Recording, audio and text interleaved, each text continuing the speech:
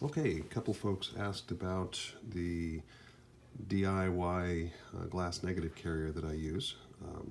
So this is 2 sheets of acid-etched glass from my local glass and screen repair place.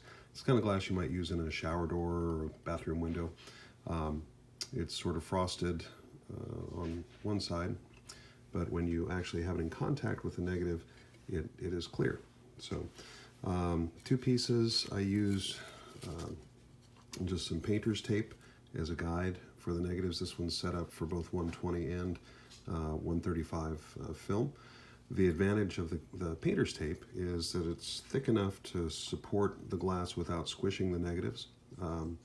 So I can actually move the negative, slide the negative through without having to lift the glass every time. So basically, it goes on my LED panel for DSLR scanning. Negative goes like so, slots right in nicely, and then close the cover. Arrange as needed, and then as I said, because the painter's tape is the right thickness to support the glass without squishing the film, there's enough gap there that the film will slide through without having to lift the lid each time.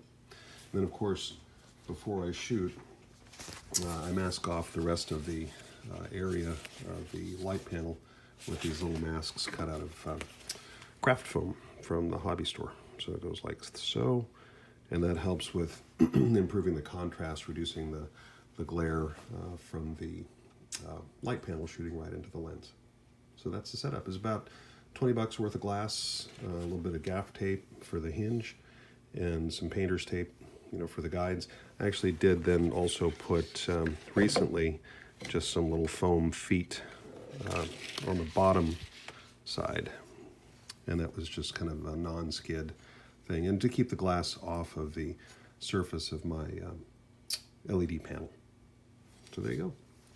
Pretty simple, and it works.